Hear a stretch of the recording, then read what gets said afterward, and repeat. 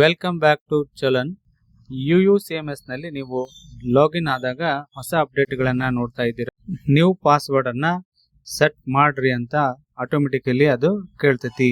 ಯಾವ ರೀತಿ new password ಅನ್ನ ಹಾಕಬೇಕು ಅನ್ನೋದನ್ನ ಈ ಒಂದು ವಿಡಿಯೋದಲ್ಲಿ ನಾವು ನೋಡೋಣಂತ. ಮೊದಲು ಗೂಗಲ್ದಲ್ಲಿ ನೀವು UUCMS ಅಂತ ಸರ್ಚ್ ಮಾಡ್ರಿ. ಅಲ್ಲಿ ಬರುವಂತಹ ಲಾಗಿನ್ ಆಪ್ಷನ್ ಅನ್ನ ಕ್ಲಿಕ್ ಮಾಡಿ. ನಿಮ್ಮ UUCMS ರಿಜಿಸ್ಟ್ರೇಷನ್ ನಂಬರ್, ಹಳೆ ಪಾಸ್ವರ್ಡ್ ಏನಿತ್ತು ಅದನ್ನ ಹಾಕ್ರಿ. ಕ್ಯಾಪ್ಚಾ ಕೂಡ ಎಂಟರ್ ಮಾಡಿ ಲಾಗಿನ್ ಮೇಲೆ ಕ್ಲಿಕ್ ಮಾಡಿ. ಲಾಗಿನ್ ಮೇಲೆ ಕ್ಲಿಕ್ ಮಾಡಿದ್ಮೇಲೆ OTP ಕೋಡ್ ಬರುತ್ತೆ.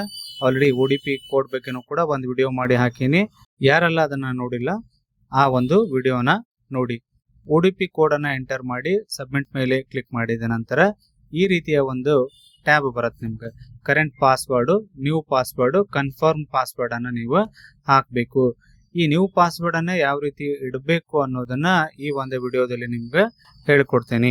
ಪಾಸ್ವರ್ಡ್ ರೂಲ್ಸ್ ಅನ್ನ ಕೂಡ ಅವರು ಮೆನ್ಷನ್ ಮಾಡ್ಯಾರ. ಮಿನಿಮಮ್ 12 ಕ್ಯಾರೆಕ್ಟರ್ಗಳು ಇರಬೇಕು. ಮತ್ತೆ ಅದರ ಜೊತೆಗೆ ಒಂದು ಕ್ಯಾಪಿಟಲ್ ಲೆಟರ್, ಉಳಿದಿರೋದು ಲೋವರ್ ಕೇಸ್ ಇದ್ರೆ ನಡೀತೈತಿ. ನಂಬರ್ ಕೂಡ ಇರಬೇಕು ಅದರಲ್ಲಿ, ಮತ್ತೆ ಸ್ಪೆಷಲ್ ಕ್ಯಾರೆಕ್ಟರ್ಗಳು ಕೂಡ ಇರಬೇಕು ಅಂತ ಹೇಳ್ಯಾರ. ಎಲ್ಲ ಸೇರಿ ಮಿನಿಮಮ್ 12 ಡಿಜಿಟ್ಸ್ಗಳು ಇರಲೇಬೇಕು. ಮೊದಲು ಕರೆಂಟ್ ಪಾಸ್ವರ್ಡ್ ಏನೈತಲ್ಲ ನಿಮ್ದು ಹಳೆ ಪಾಸ್ವರ್ಡ್ ಅದನ್ನ ಎಂಟರ್ ಮಾಡ್ರಿ. ನ್ಯೂ ಪಾಸ್ವರ್ಡ್ ಅವ್ರು ಹೇಳಿರೋ ರೀತಿಯಲ್ಲಿ ಡಿಫ್ರೆಂಟ್ ಆಗಿ ಇಡ್ರಿ. ನಿಮ್ದ ಹೆಸರು, ನಿಮ್ದ ಡೇಟ್ ಆಫ್ ಬರ್ತ್ ಹಾಕಿದ್ರೆ ಅಕ್ಸೆಪ್ಟ್ ಆಗೋ ಸಾಧ್ಯತೆಗಳು ಬಹಳಷ್ಟು ಕಡಿಮೆ ಐತಿ. ಹಾಗಾಗಿ ಹೊಸ ರೀತಿಯ ನ್ಯೂ ನೇಮ್ ಅಥವಾ ನಂಬರ್ಸ್ ಗಳನ್ನ ನೀವು ಹಾಕೋರಿ. ನಿಮ್ಗೆ ನೆನಪಿಡುವ ರೀತಿಯಲ್ಲಿ ಅದೇ ಇರಬೇಕು. ಕೆಳಗಡೆ ಒಂದು ಆಪ್ಷನ್ ಇದೆ ನೋಡ್ರಿ, ಜನರೇಟ್ ಸ್ಟ್ರಾಂಗ್ ಪಾಸ್ವರ್ಡ್ ಅಂತ ಐತಿ. ಅದ್ರ ಮ್ಯಾಗ ನೀವು ಕ್ಲಿಕ್ ಮಾಡಾಕ ಹೋಗ್ಬೇಡ್ರಿ. ಜನರೇಟ್ ಸ್ಟ್ರಾಂಗ್ ಪಾಸ್ವರ್ಡ್ ಅಂದ್ರೆ ಅರ್ಥ ಏನು ಅಂದ್ರೆ ಆಟೋಮೆಟಿಕ್ ತಾನ ಪಾಸ್ವರ್ಡ್ ಜನರೇಟ್ ಆಗ್ತೈತಿ. ಸ್ಕ್ರೀನ್ ಮೇಲೆ ನೀವು ನೋಡ್ತಾ ಇದ್ದೀರಿ, ನ್ಯೂ ಪಾಸ್ವರ್ಡ್ ಮತ್ತೆ ಕನ್ಫರ್ಮ್ ಪಾಸ್ವರ್ಡ್ ಆಟೋಮೆಟಿಕ್ ತಾನ ತಗೊಂಡ್ಬಿಡ್ತೈತೆ. ಅದು ಅಂದ್ರೆ ನೀವು ಲಾಗಿನ್ ಆಗುವಾಗ ಅದನ್ನೇ ಹಾಕ್ಬೇಕಾಗ್ತೈತಿ. ಅದು ಕ್ಯಾಪಿಟಲ್, ಸ್ಮಾಲ್, ಸಿಂಬಾಲ್ಸ್ ಮರ್ಜ್ ಆಗಿ ಬಹಳಷ್ಟು ಏನೈತಿ ಅಂದ್ರೆ ನಿಮ್ಗೆ ನೆನಪಿಟ್ಕೊಳ್ಳೋ ರೀತಿಯಲ್ಲಿ ಅದು ಇಲ್ಲ. ಹಾಗಾಗಿ ನೀವು ಜನರೇಟ್ ಸ್ಟ್ರಾಂಗ್ ಪಾಸ್ವರ್ಡ್ ಅಂತ ಕೊಡ್ಬೇಡ್ರಿ. ನೀವ ಡಿಫ್ರೆಂಟ್ ಆಗಿರುವಂತ ಪಾಸ್ವರ್ಡ್ ಅನ್ನ ನೇಮ್, ಸಿಂಬಾಲ್ಗಳು ಒಂದೆರಡು ಮತ್ತೆ ನಂಬರ್ಸ್ಗಳು ಎಲ್ಲ ಸೇರಿ ಹಾಕಿ ನ್ಯೂ ಪಾಸ್ವರ್ಡ್ ಅನ್ನ ಸೆಟ್ ಮಾಡ್ರಿ.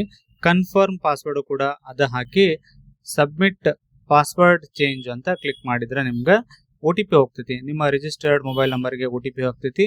OTP ಅನ್ನ ಎಂಟರ್ ಮಾಡಿ ವ್ಯಾಲಿಡೇಟ್ OTP ಮೇಲೆ ಕ್ಲಿಕ್ ಮಾಡ್ರಿ.